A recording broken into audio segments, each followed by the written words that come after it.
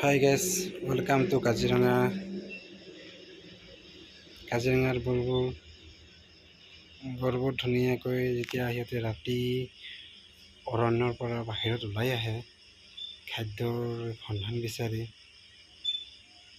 এইফালে মানে খাই বৈ আকৌ সিহঁতে যেতিয়া ৰিটাৰ্ণ হয় বা যেতিয়া ঘূৰি যায় আকৌ ভিতৰত, তেতিয়া সিহঁতে এনেকৈ নদীবোৰত গা ধুই বা খেল ধেমালি কৰে। মানে দেখি বহুত ভাল লাগে।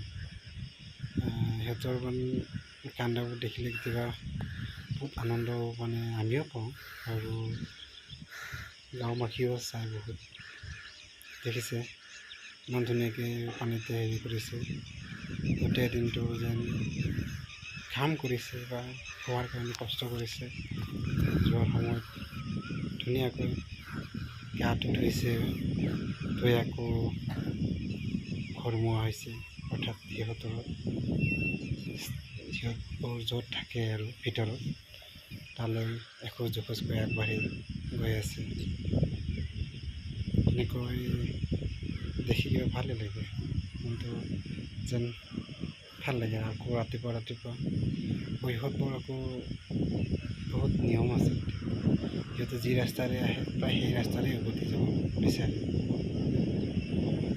কেতিয়াবা হয়তো কিবা খেলি মেলি হ'ব পাৰে, কিন্তু প্ৰায়বোৰ একেই। যিটো ৰাস্তাৰে সিহঁতে আহে বা যিটো দণ্ডি বুলি কওঁ আমাৰ ভাষাত, আমি সেই দণ্ডিৰে আকৌ সিহঁতে ৰিটাৰ্ণ হয় বা আকৌ সিহঁতৰ জেগালৈ ঘূৰি যায়। এতিয়া আহি গৈ আছে সিহঁতৰ নিজৰ জেগালৈ। ৰাতি সেই ৰাস্তাৰে আহিছিলে, আকৌ সেই ৰাস্তাৰে সিহঁতে প্ৰায় ঘূৰি যায়।